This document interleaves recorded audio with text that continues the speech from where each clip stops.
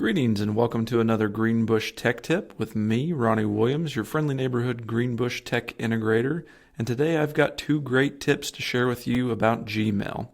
The first tip that we're going to cover today is undo send within Gmail. Did you know that you can undo the sending of a mail message within Gmail? It's true.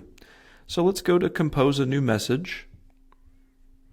And I'm going to send this to myself. So there's my email address. Here's a test.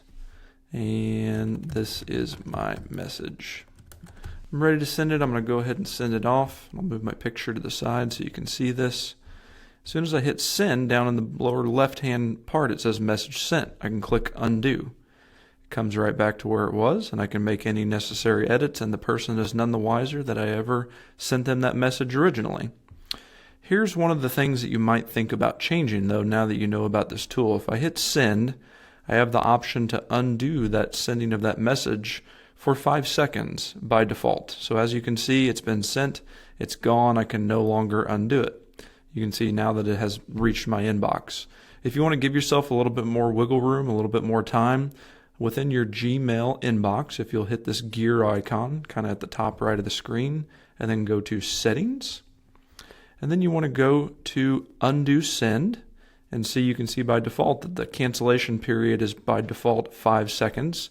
So hit that drop down and max it out to 30 seconds to buy yourself a little bit more time. Now this settings page is a little bit different than other Google products. Usually in Docs, if you change a setting or type something, it saves automatically.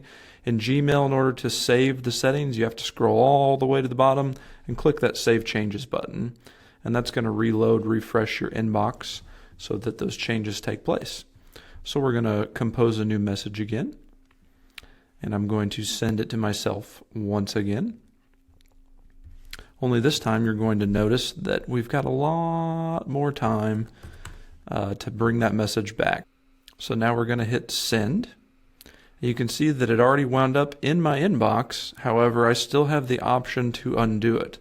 So if the person is sitting right there, they'll be able to see the message initially, but you still have the option to undo that up to 30 seconds later. So I'll hit undo, and then it zaps it away from the person's inbox.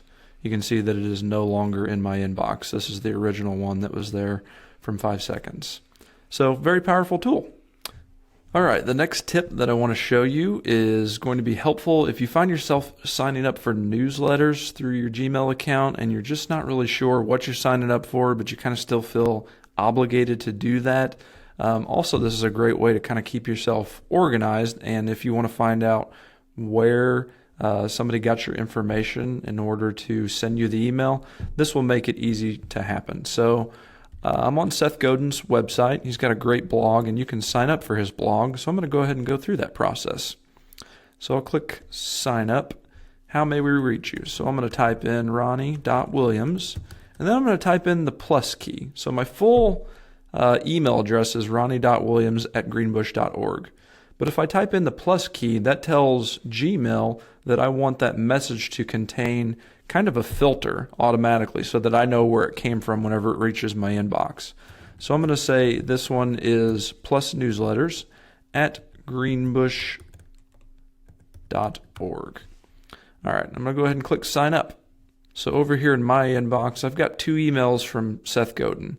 If I click into that one, I can see right here that it tells me the address that I used in order to sign up for that, Ronnie.Williams plus newsletters. So not only does it tell you right there what it was, the email address that you used to sign up for, but it makes it really easy to go into your search mail and search for everything that is plus newsletters. And everything that is designated as that will come up there very first and foremost. So it also makes it really simple to start filtering these messages out. So within your inbox, if you click the 3 dots on any message that you have open, you have the option to filter messages like these. And if you click that, you have some different settings that you can change in here. And I want this one to filter messages that come from Ronnie.Williams plus newsletters at Greenbush.org, because I know that that's the email address that I use to sign up for this blog, and I want those messages to automatically go somewhere else whenever they hit my inbox.